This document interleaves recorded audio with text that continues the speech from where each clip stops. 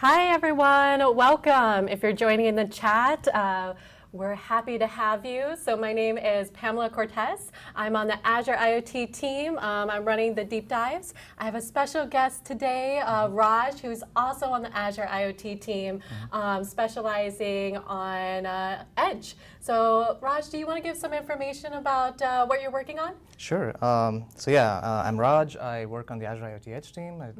I lead a team that's focused on building integrations into Azure IoT Edge to various other products. Nice, nice. Well, you might have already seen Raj in a past video. So Olivier did a snack bite video with Raj about the new announcement we made at Build, which is in public preview. We have Kubernetes support for IoT Edge workloads. So this whole video, if you really wanted to deep dive and get more information that wasn't covered in that first video, you're in the right place. So I'm really excited to get started. We're going to be showcasing a quick overview because we've already done that overview in that small video with Olivier and Raj last week that went live. But we're going to give an overview for folks who maybe didn't see that video. We'll jump into a demo, and then Raj is going to go into the behind the scenes and then also answer your questions too.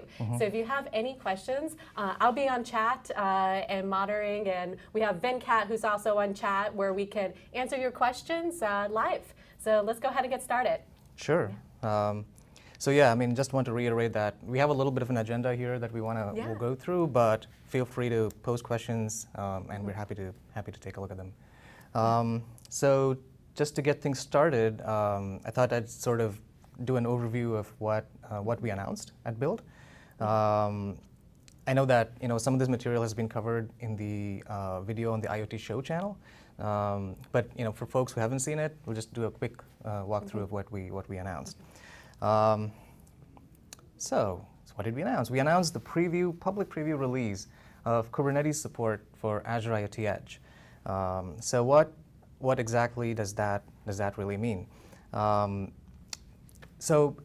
of the questions that we frequently get when we talk about Kubernetes and integrating Kubernetes in Azure IoT Edge is, why? Why are we doing this? So the basic premise is, we have customers, especially large customers, who are already using Kubernetes, which by far is the leading orchestration solution in the industry at this point. So we have lots of large customers who are using Kubernetes to deploy their existing workloads.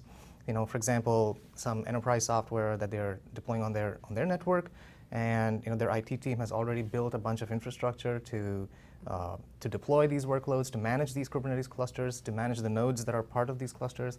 And then we went GA with Azure IoT Edge in 2018. And we have customers saying, this is great, but what this represents is another piece of infrastructure that we now have to deploy, maintain, build, patch the OS that Edge is running on, patch Edge, and so on.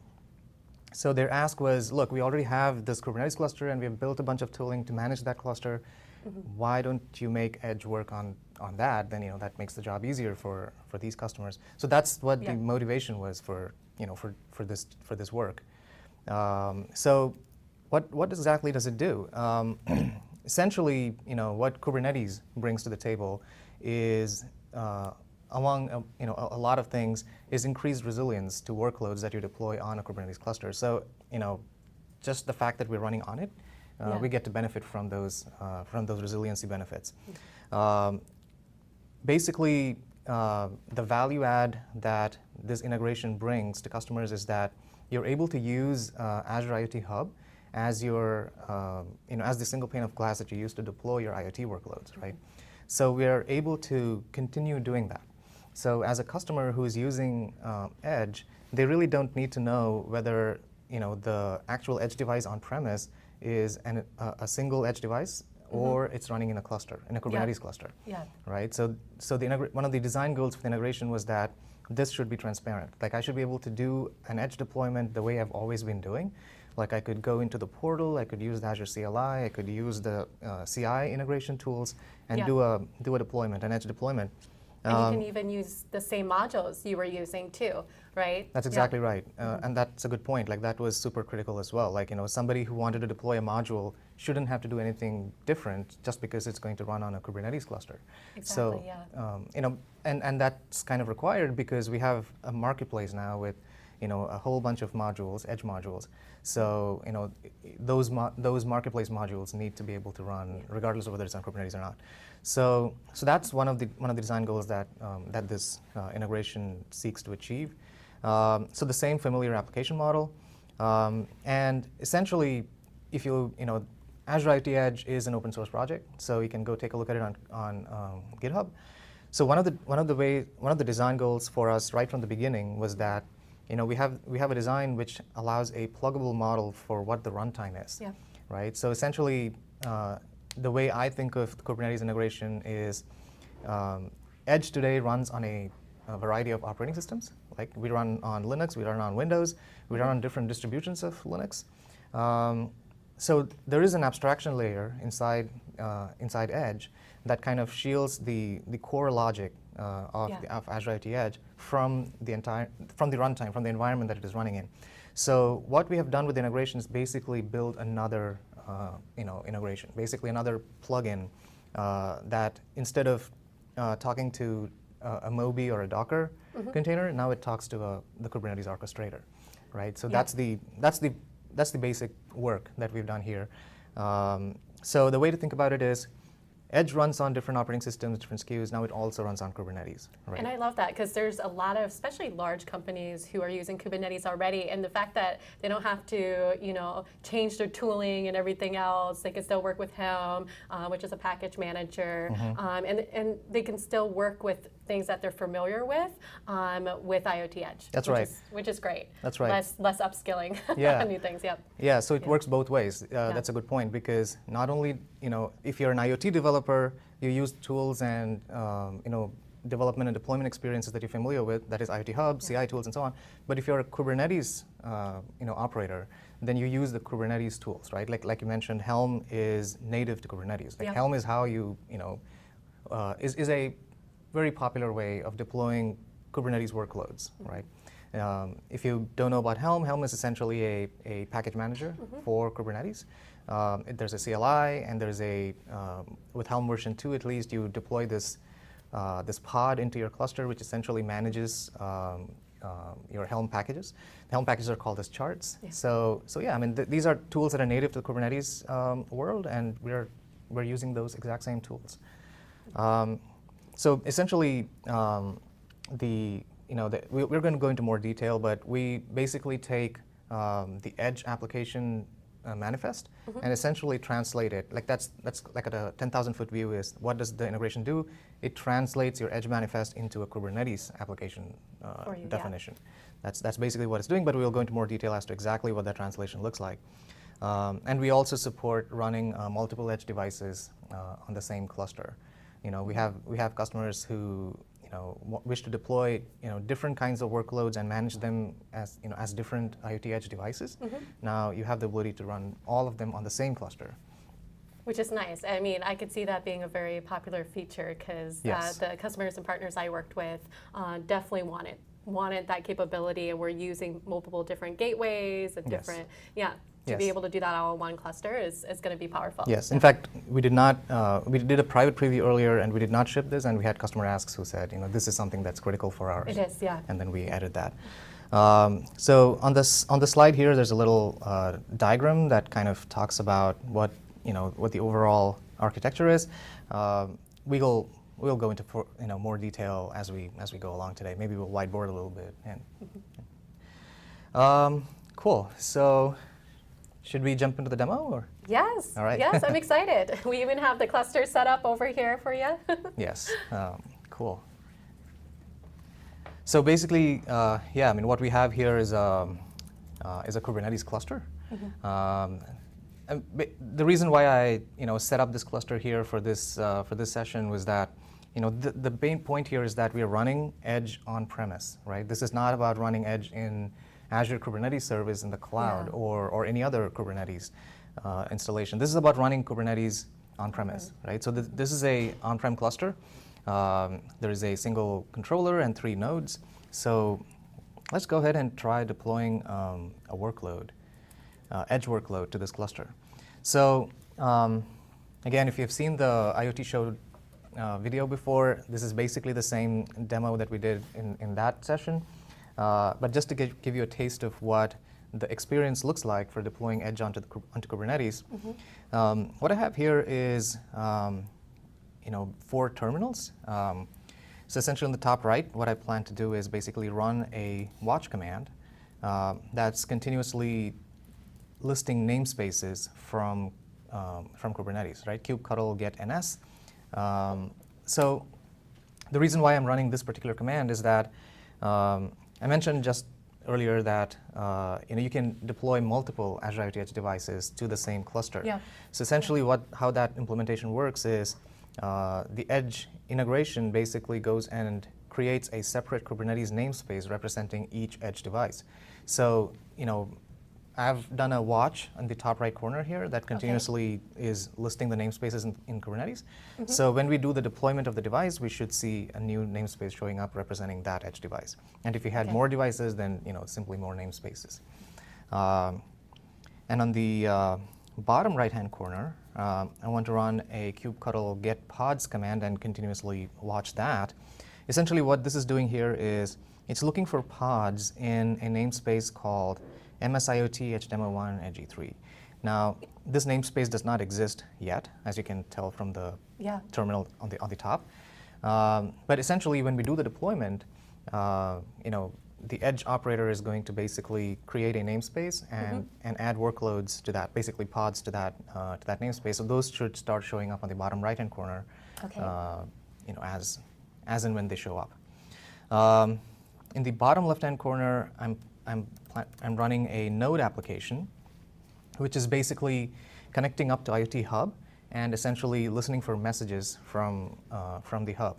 The reason why I'm running this is the workload that I'm planning to deploy right now is basically it's using the temperature sensor sample module that we have in the marketplace. Yep.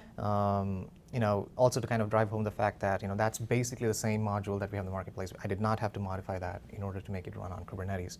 So what that module does is it just simulates a device which is generating some telemetry, basically some temperature data, some pressure data, just generate some random values. It gets you quickly, going and kind of you're able to, for example, as I have done here, connect an application to the event hub that's behind the IoT hub and essentially read those messages, and it just prints it on the screen here. So we know that the data is getting routed all the way from pods on the cluster to IoT hub. That's nice. And for those who want to test this at your office or at home, if you are excited to do this on the weekends, the Microsoft Docs actually has documentation and tutorial using that module, the temperature sensor one. So it's a common get started module that Raj is using right now. That's right. Yeah. Yep. Let's take a quick look at the at IoT Hub here. So essentially, this is the device that I have pre-provisioned, and I basically have 2 modules here, custom modules, the temperature sensor, and another one is the web one, which is essentially an Nginx container. So let's go ahead and deploy this workload. So I'll go ahead and run a Helm install. So Helm install, as I was saying earlier, this is installing a chart. That's basically identified here by edge k8s/edge-kubernetes. So this particular chart represents, we'll go in a minute. We'll go into some detail as to what is included in this chart, like what workload is deploying to Kubernetes. We're setting one particular value for this chart, which is the connection string for that device that we have pre-provisioned in IoT Hub. So I'll go ahead and run the Helm install. So on the top right, you can see that a new namespace showed up, IoT Edge Demo 1 Edge E3.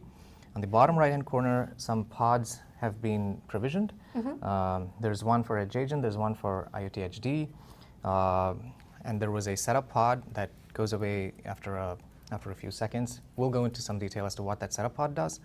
So now it's basically trying to start up Edge Agent and IoT Edge D. So this Edge Agent is a modified version of the Edge Agent that you normally run on a single node. So essentially, as I was saying earlier, it basically now supports a different runtime. Instead of talking to Docker, now it talks to Kubernetes and does the module translations, right? Module to Kubernetes pods as opposed to Docker containers or Moby containers. I think there's one of the comments that I was getting, or a lot of questions I was being asked, is the difference between the modules, containers, and then pods. Right. So I don't know if you want to, we can go through that during whiteboarding, or if you want to maybe say something right now about that. Yeah, sure. So basically, from the beginning when we designed Edge, we wanted, the idea of having this concept of a module was that even though in the first iteration of Edge that exists out there, a module translates into a container, that was simply an implementation detail, right? So the idea of a module is more general than that. Which is basically why we're able to do this integration, right? Exactly. So a module could be anything. Like, for example, it is entirely conceivable for someone to have an implementation of the Edge runtime where modules translate into just regular processes, right? You might have, you might have a system where, for whatever reason you cannot run Moby or whatever constraints you have. Or you might go the other way where somebody wants to translate a module into full-blown virtual machines, right? So all of these are possible. Mainly because the system is not tightly coupled to your runtime choice. So in case of the Kubernetes integration, we just translate them into deployments, Kubernetes deployments. Okay, perfect. So on the bottom right-hand corner here, you can see that Edge Agent was able to fetch the deployment. It deployed the temperature sensor, Edge Hub, and Web 1. And temperature sensor started sending data to Edge Hub, which got routed to the IoT Hub by Edge Hub. And then on the bottom left-hand corner, you can see that some data started streaming in. So basically, this is the quick start or getting started experience, right? So what I thought we could do next maybe is, unless we have questions, is to sort of go into the next level of detail as to how all this is working. So I just asked that question, and I think someone made a comment about your Mac. Oh, okay. Which it goes to show that Azure IoT works on multiple operating systems. Oh yeah, that's a good point. We actually recently, as in like in the last couple of weeks, we had a problem where we couldn't build Edge on the Mac, and now you can. So we had a few compiler errors in the C code base. We fixed those, and now you can actually use the Mac to develop and hack on Edge if you want to do that. Cool. So should we switch to the whiteboard? Yeah. The fun part, the whiteboarding part. Yeah. All right. We'll take away the beautiful sunlight that's coming here, coming in. Excellent. Cool. So this is the behind the scenes, right? Yes. So basically, let's kind of take a look at what actually is going on when we do Helm install and sort of take it forward from there, right? So why are we using Helm at all? So if you look at the standalone Edge, when we are installing the Edge runtime on, let's say, a Linux device or a Windows device, essentially the first step that you have to do is install the runtime, right? When we say runtime, what we're really talking about is the IoT Edge daemon. Yep. So IoT Edge basically has three key components, or at least three components that the Edge core team builds and ships. One is Edge Agent, which is the control plane for Edge, which is essentially connecting out to the hub, fetching the application manifest, deploying it, watchdogging it, doing status reporting. So all of this is done by Edge Agent. We have Edge Hub, which is, you can think of it as the data plane for Edge. Essentially, Edge Hub presents the same network interface as IoT Hub, right? It's the same API. So if you have an application which is using IoT Hub today, you're able to simply change the connection string and make it point to an Edge Hub instance, and then everything just works without any code changes. So that's the Edge Hub, right? And it also gives you more than that. It also gives you things like it can work with intermittent network connectivity and so on and so forth. Like, it can do store and forward of messages and so on. And then the third piece is IoT HD. IoT HD is basically the system runtime. That's the thing that you install onto a device when you are trying to set up an Edge device. So for example, if you're on a Debian system, we ship Debian packages. You can apt-get install IoT Edge, and then you basically get the IoT HD, which gets installed as a systemd service if you have systemd. And on Windows, it's a system service. This is the thing that basically pulls down Edge Agent, starts up Edge Agent, and it watchdogs Edge Agent, right? Yeah, I'm sure it's still going. Yeah. And then, so basically we have to do the equivalent of this installation step on Kubernetes as well, and we're using Helm for that, right? Perfect, So Helm, so basically when you do like, it does essentially three, so when you do Helm install, it's basically installing three key, basically it installs a Kubernetes custom resource definition, so representing Edge, and it installs IoT Edge D. And in public preview, it also sets up Edge Agent. So let's go through each of these, right? So a CRD, so Kubernetes Custom Resource Definition. So if you're not familiar with what CRDs are, it's so Kubernetes. One of the reasons I think why it has become so popular is because it has this really it has this extension mechanism which is really flexible. Yeah. Right. So at the end of the day, if you want to like kind of boil down Kubernetes into like the core of it, like what does it do? It's basically a desired state configuration system, right? Exactly. Essentially, what you're doing with Kubernetes is giving it some desired state of the world and saying, make it so, right? And then Kubernetes, over time, is continuously reconciling the actual state of the world with the desired state of the world, right? They call this process, or the entity that performs this process, a controller. So when you install Kubernetes, out of the box, you get a bunch of controllers.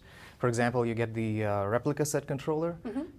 So the replica set controller is responsible for making sure that the specified number of copies of your workloads are actually running. So if you say that I want 3 copies of my web front end to be running in this cluster, then the replica set controller over time is continuously making sure that you have 3 copies running. So if one of them just crashes, it notices that and makes sure that it brings that up. If a node goes away, then it notices that, brings up all the workloads that were running on that node on a different node. So this is what a controller is. Now Kubernetes also has an extension mechanism where you can extend Kubernetes with your own controllers, right? Managing resources that Kubernetes is not natively aware of. So this particular pattern is called as an operator pattern in Kubernetes. And that's what we're using to add our integration. So we've basically built a Kubernetes operator that knows how to manage a kind of resource, which is a custom resource that we call edge deployments. And in this case, Edge Agent. So this is the component that basically implements a Kubernetes operator for managing edge workloads. Okay, yeah. So when you do Helm install, what we go and do is we go and install this custom resource definition inside Kubernetes. So it's basically like teaching Kubernetes about this new kind of resource called edge deployments. And then after that, Kubernetes knows about edge deployments. In fact, you can actually go to your kubectl and say kubectl get edge deployments, and you'll be able to actually see the edge deployments that have been installed in your cluster in a given namespace. And then we also install IoT Edge D. IoT Edge D is basically, like I was saying earlier, in a regular single node edge deployment. IoT Edge D is the component that basically bootstraps the system. So that's basically performing the same function here.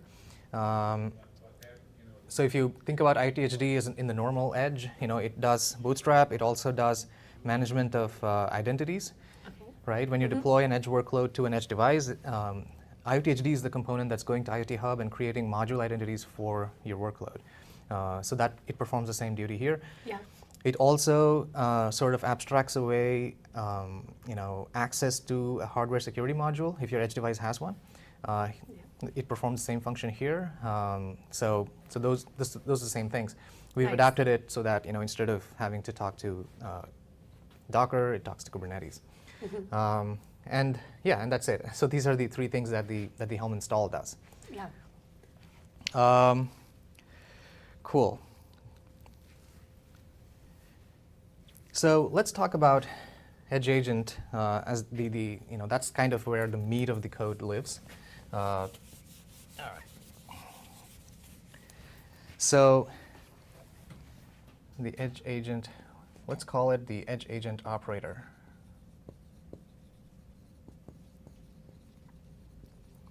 So the Edge Agent operator, is a Kubernetes controller.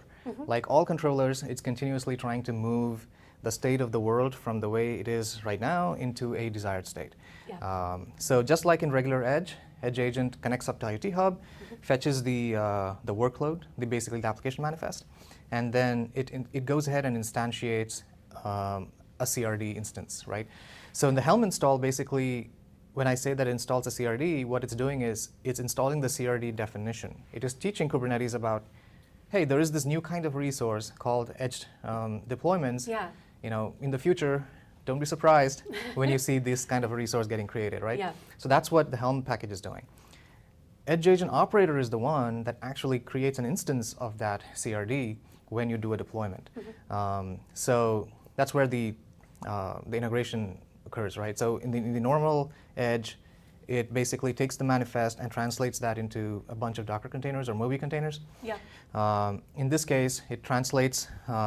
So you can say it translates an Edge manifest into a CRD instance, right? A CRD Edge instance. And then basically that's the only thing that happens when a new deployment is done to IoT Hub. Okay. So pretty much that translation. Yeah. Right. At this point, actually, all it does is it takes the manifest, it plonks it into a CRD object, and then just deploys it into the cluster. Okay. At this point, the CRD itself simply has the edge module names. It does not, it does not know about pods, etc. And the operator goes and installs a watch on Edge CRDs. Right. So essentially, in Kubernetes API, it has this this operating model where you can say, notify me whenever something interesting happens to objects of this particular type, resources of this particular type. So we have installed, that's called a watch. We've installed a watch for Edge CRD objects, right? Edge Agent is basically asking Kubernetes to notify it whenever somebody goes and creates an instance of this particular CRD. Yeah. So the Edge Agent gets the manifest, application manifest from IoT Hub, creates a CRD instance, that triggers this code to run. Kubernetes notices that, oh, there's an Edge deployment. Let me notify the operator that there is a Edge deployment. This thing gets the watch gets notified, and then this is where we translate that into Kubernetes, primitives. Right. So we basically look at the CRD. Kind of take, walk through all the modules, the create options, etc., and then we translate those into Kubernetes primitives, and then we go ahead and create those primitives. Next, maybe we can take a look at what the details of that translation, right? Like what gets translated into what. Yeah. And then we also install, the operator also installs another watch on Edge pods. So essentially, just like the watch API is pretty generic. Like you can say watch on any resource, any Kubernetes managed resource. Yeah. So in this case, we are managing or basically watching Edge CRD instances. We also install a watch for Edge pods, like pods that are basically created as a result of this translation. This is basically done for the purpose of reporting to IoT Hub. Right. So essentially, what we do is. So this is one key point of difference between regular Edge and Edge running on Kubernetes is that we've kind of given the responsibility of making sure that the workload is running and is healthy to Kubernetes. Yeah. That's like Kubernetes' bread and butter, right? Like, so we don't want to do that job anymore. So at this point, we've just given the workload off to Kubernetes and said, just make sure that this thing keeps running, and Kubernetes goes and does its thing. Yeah. But then we also need to go and report to IoT Hub the status of the workload, right? So in regular Edge, basically, we do that watchdogging, right? Edge Agent does that. Yeah. It kind of does what Kubernetes does for us. It goes and makes sure that the modules are running. If they crash or if they quit and they're supposed to be running, then it'll bring them back up and so on and so forth. Kubernetes does that job for us here. But then we also need to do the reporting into IoT Hub so that it can go into the portal and see if your modules are running or if they have failed. Go, yeah. Exactly. Yeah. And then is there any difference when you're using Kubernetes at this stage? Any things that you're used to with Kubernetes, on the reporting side, with the pods and everything, that's a little bit different if you weren't using Kubernetes and you were just using the IoT Edge runtime? No. So that's kind of the design goals. Like basically, even on the reporting side of things, it's really doesn't look any different from a regular Edge. It just goes straight to IoT Hub, and you know what's going on. Exactly. The same look to it. Okay, exactly. Great. The same. If you're used to going and looking at the portal for the status of the modules, you can continue to do that, and we will still report the errors and so on and so forth.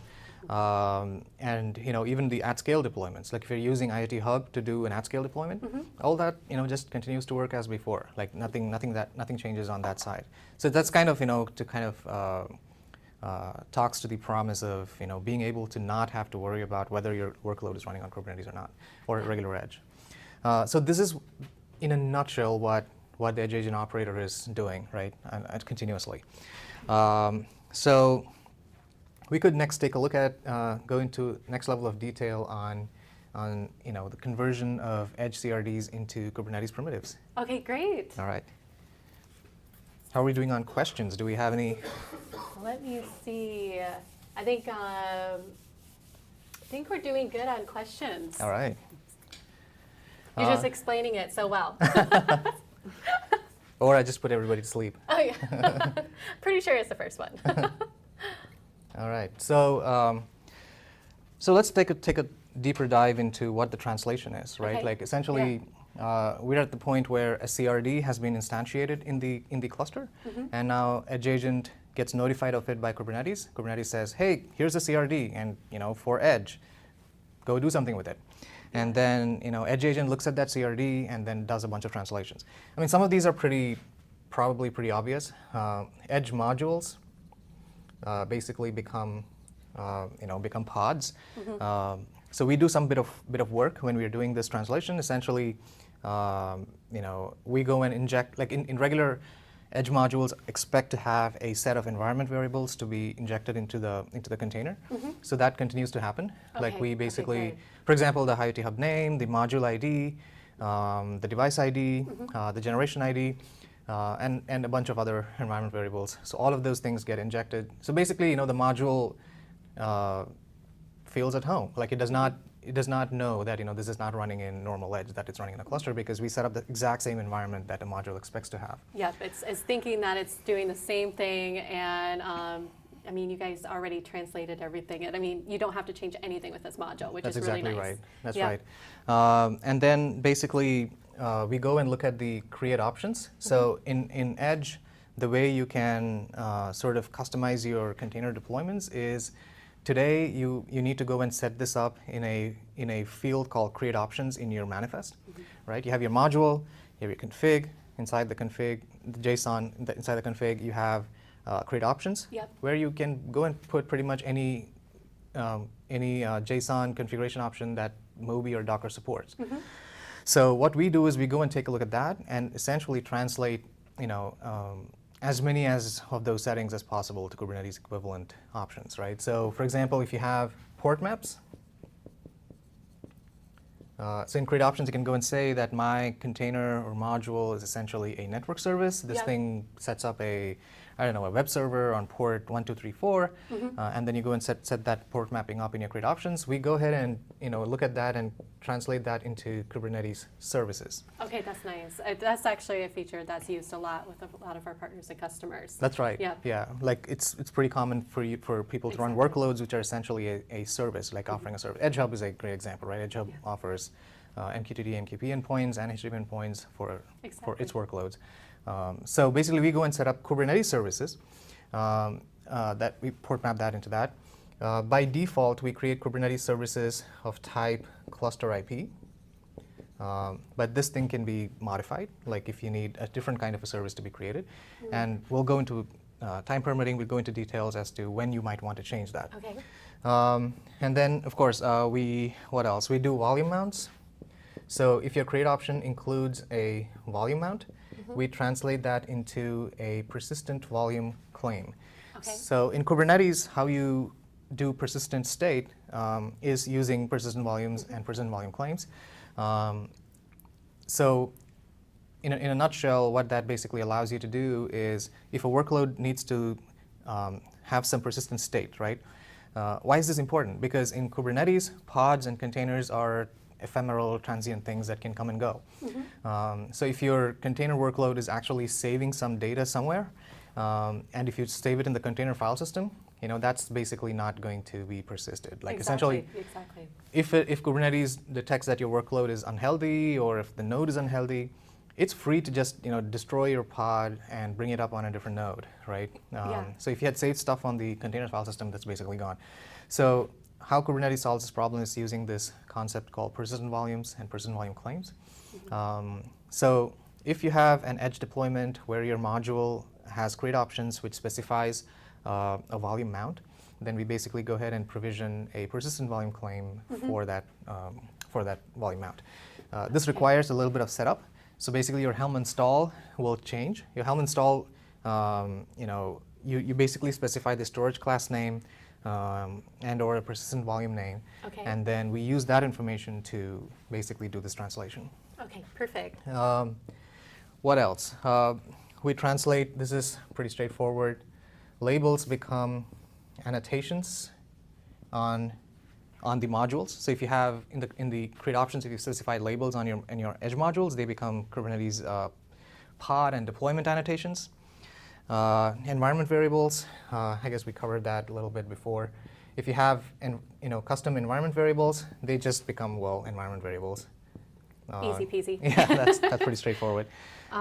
We do have a question. Yep. Do you support node port with external traffic policy as local, mainly to preserve client source IP? What's the option for those folks who are trying to preserve that? So that's a good question. So essentially, when we set up Kubernetes services for port maps, by default we go and set up a cluster IP service, but this can be overridden. So basically, when you do a Helm install, you can specify a variable called port mapping service type, and you can set up any string that is supported by Kubernetes in there. So you can go and set up a node port as the value for that, and then we will go ahead and provision node port services for you. But in practice, we found that node port services are not super useful. Basically, the reason is when you set up a node, you can totally do it. You can go and set up the port, that particular environment variable as node port, and then we will provision node port services for you. Yeah. But the way that works is Kubernetes goes and maps your container's network port to a random high port number on the host, right? Yeah. So you'll get like 32,500, whatever, right? Like it'll get a port number like that, which it maps to the host.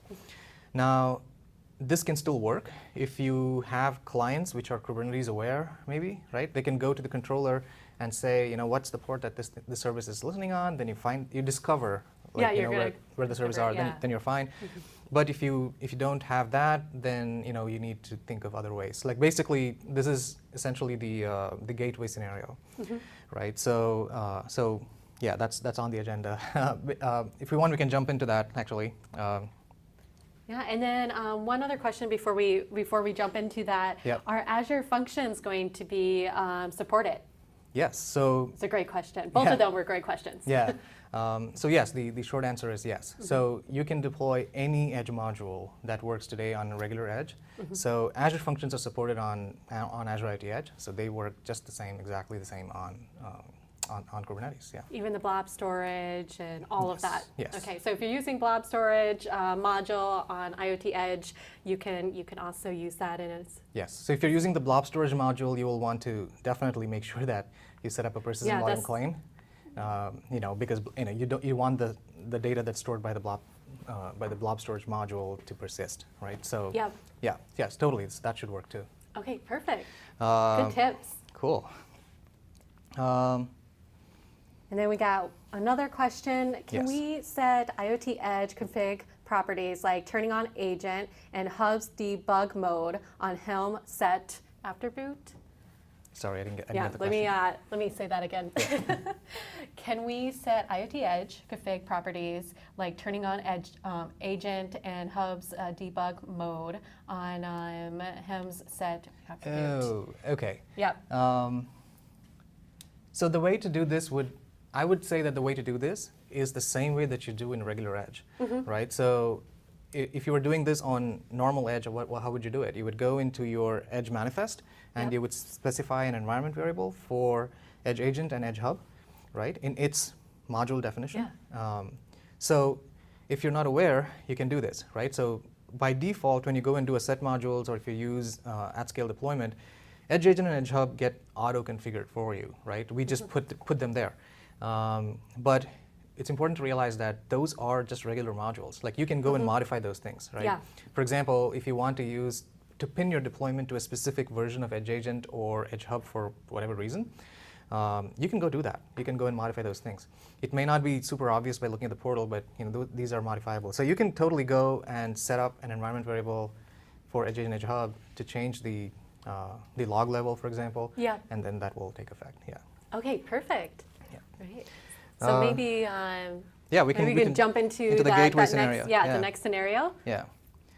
All right. Let's do that. I'm just such a huge fan that if you've already been using IoT Edge, there's not that much difference that you need to do just to get it working with Kubernetes. Looks like a pretty straightforward install as well with Helm, and then also you need Kubernetes 1.1. Is that correct? That's right. 1.1. 1.10. 1.10. So on that topic, one question that we've got, one piece of feedback that we've got from customers, sort of is the reverse of it. That is, here we have some questions about, hey, I have these Edge deployment options that I want to set. Is it going to look any different for Kubernetes? The short answer is no.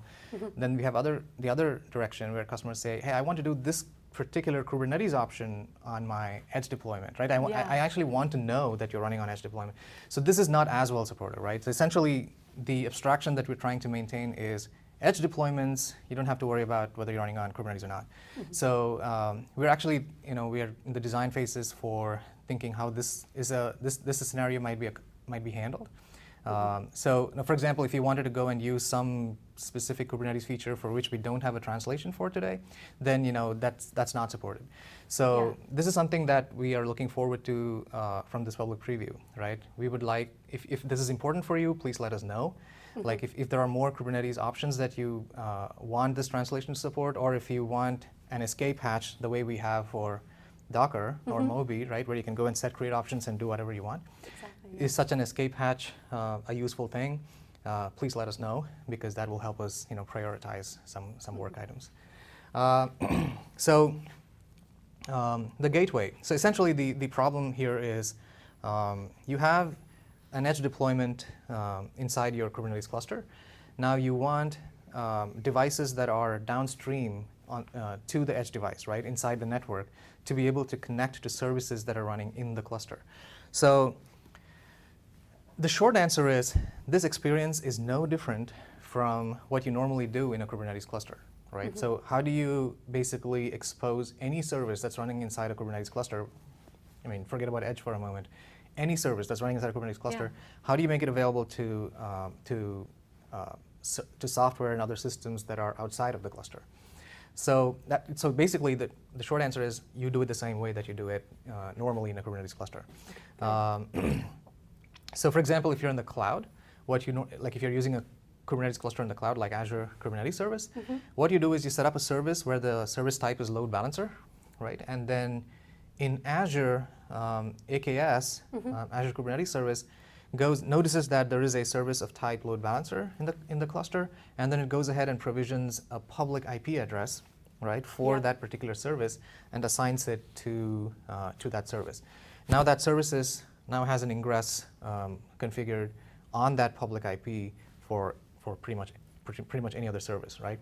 So that's basically the model for on-premise clusters as well.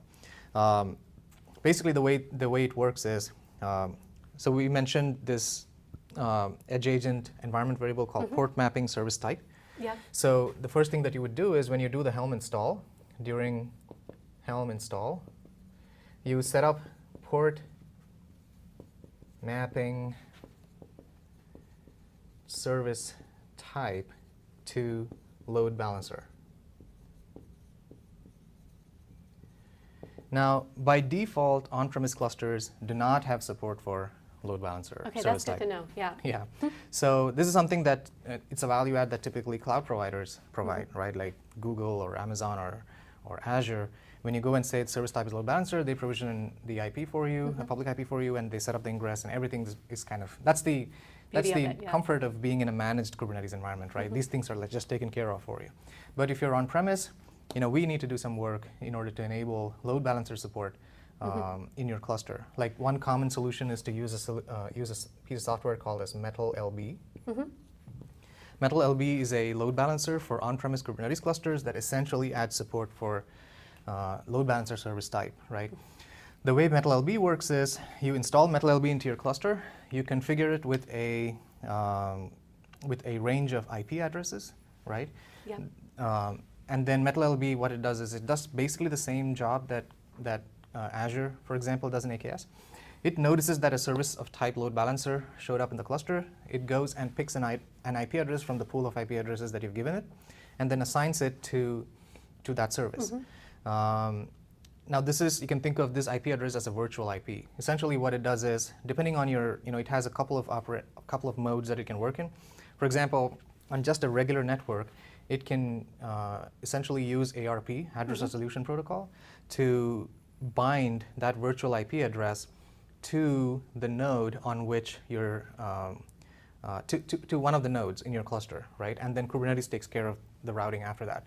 Essentially, if you had to draw a picture, essentially what happens is, let's say that this is your Kubernetes cluster.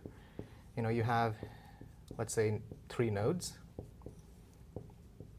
So when you go ahead and install MetalLB, it installs this daemon set, right? So MLB, right? MetalLB. Maybe you might want to move over just a little bit. Yep. Okay. So it goes ahead and installs this daemon set on each node. And what happens is when you go ahead and say that the port mapping service type is load balancer in Helm install, our Edge operator will go and deploy a Kubernetes service of type load balancer. MetalLB notices that thing showed up, and basically, it picks one of these nodes and assigns that IP, like, let's say 10.0.0.5 or whatever, right? So MetalLB picks an IP from that pool and assigns it to, let's say, node 3. Then it goes ahead and broadcasts an ARP message to the network saying that, announcing to everyone that 10.0.0.5 is now at this MAC address, right? The MAC address of node 3.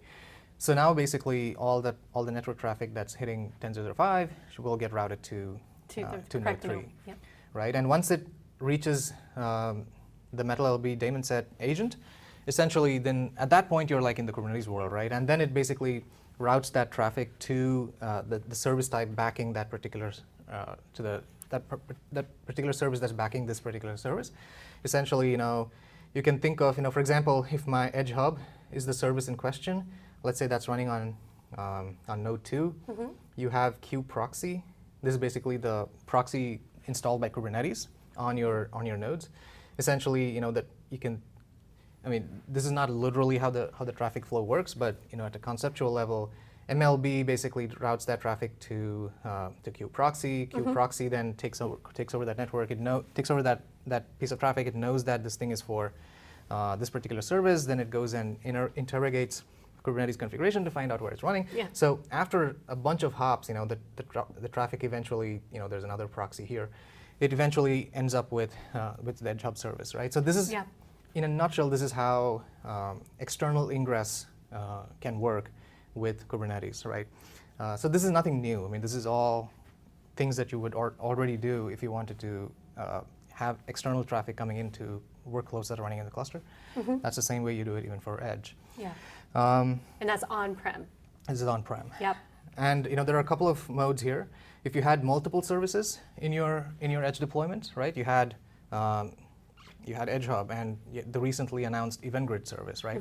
You deployed both of these into your Edge workload. Now then what happens in this case, right? So both of those are load balancer services. Then essentially MetalLB will assign 2 different IP addresses, right? Okay, yeah. One for Edge Hub and one for Event Grid. This may be acceptable in some scenarios, use cases, in which case it's fine, but there are other scenarios where, customers say that we really want one IP address Yeah. to reference all the workloads that are running on this edge cluster. I mean, the Kubernetes cluster running edge. And essentially, I want, let's say 10.0.0.5, port 8883 to be the MQTT port, targeting Edge Hub, or the MQP port, or 443 should get routed to Event Grid, right? Yeah. So if you wanted to set up something like that, then essentially you do a different thing. Okay. Essentially, what you do is you leave this as the default, right? You go ahead and leave it as cluster IP. Okay. So which means that we don't provision an IP address for your service. It's just a cluster local service, right? The service is now accessible only within the Kubernetes cluster. And then you install a piece of software called an ingress controller to your cluster. So there are a bunch of ingress controller projects out there, Nginx, HAProxy. There's one called Voyager, which is what we have used in a deep dive. So basically, if you go to our quick start documentation, there is a second walkthrough. There's a link to that at the end of the quick start. If you go and see that walkthrough, we use an ingress controller software called as Voyager, which is basically based on HAProxy. So what this thing does is you still need support for load balanced service type in your cluster, right? And then essentially you let Edge go and create cluster IP services in your cluster, and then you install and configure your ingress controller in your cluster. And what the ingress controller does is essentially you're able to specify a configuration that looks like this, right? You go ahead and create an ingress controller and configure it with something like any traffic that comes on port 8883, route it to a Kubernetes service called Edge Hub, right? Any traffic that comes on 1, 2, 3, 4, route it to Event Grid, right? So you're able to specify a configuration like this for your ingress, right? But you'll have to have that, and you need to use default, the cluster IP, add this, and then you're able to route to the right. That's right. Right ports. Okay. So you basically go and create an instance of the ingress in your cluster with this configuration. And what ingress does is it turns around and creates a new service of type load balancer, right? So the ingress controller goes ahead and sets up a new service of type load balancer. So you can think of this as the ingress service.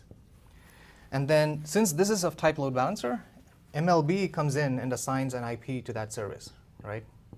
Let's say 10.0.0.5. And then basically the idea here is that ingress kind of takes on the responsibility of routing traffic based on the port that the traffic is coming on to a Kubernetes service. So essentially, this gives you the ability to expose multiple services on the same IP address. So in this case, when a traffic comes into the cluster, it lands up just as before. It lands up with an MLB ingress, and then that thing takes that traffic, routes it to the ingress service.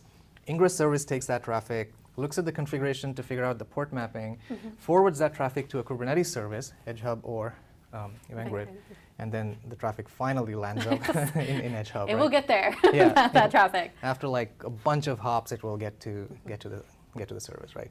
So this is, in a nutshell, how you do ingress for any workload, and that the same thing works for Edge.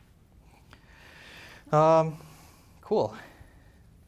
And I think we had a couple more questions.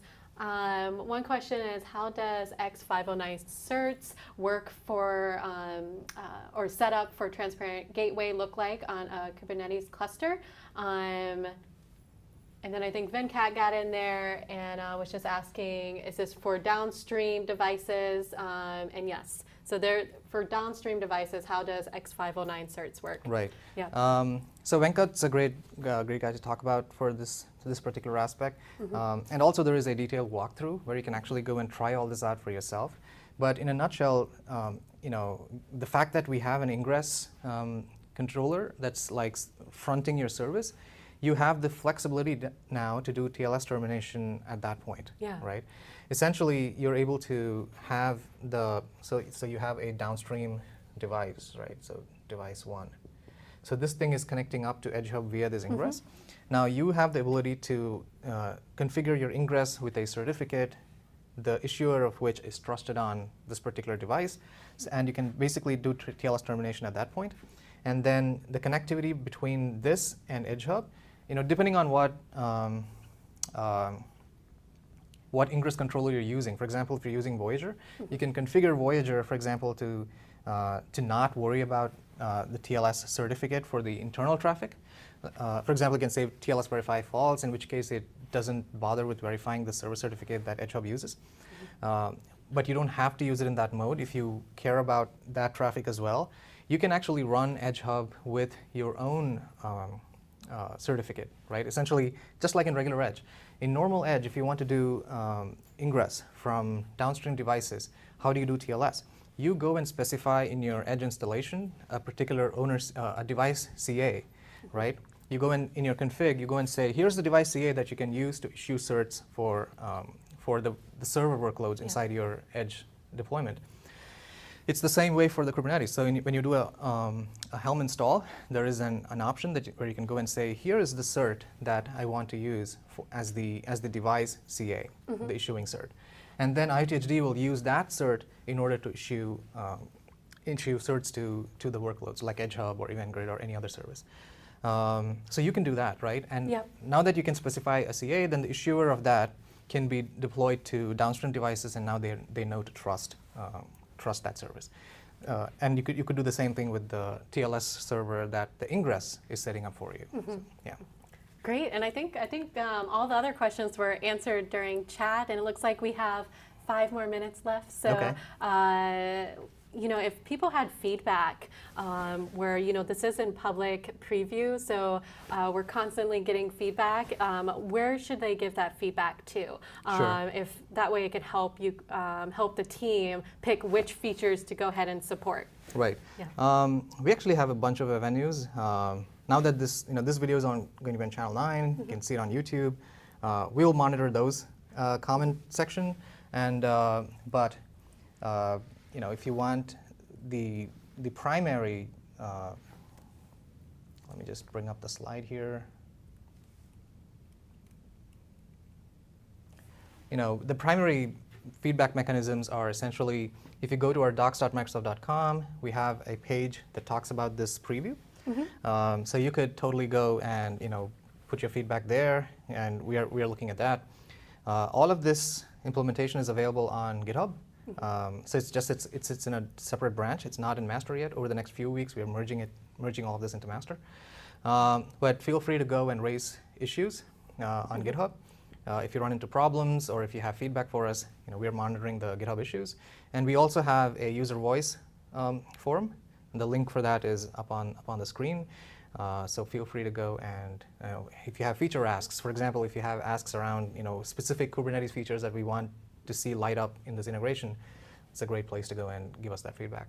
Perfect. And then I know that some people have questions when they go in Microsoft Docs. It's actually on the top right side, where you can submit that feedback. And then GitHub, you could either do issues or maybe even pull requests. Oh yeah, absolutely. It's open source, so we would love if I contribute back to IoT Edge runtime. And then we also have the tech communities. Right. So if you go to aka.ms, IoT tech communities, we have full conversations going there. We're posting the next deep dives there, slides. We'll be posting these slides in that location. So there's a lot of ways to get a hold of us directly. So I want to thank you so much for joining. I'm super excited. I spent a lot of time learning Kubernetes and just seeing that it easily plugs in with the IoT Edge side and Kubernetes side, and doesn't look like there's a lot that needs to be changed. That's right, yeah. Which is really nice,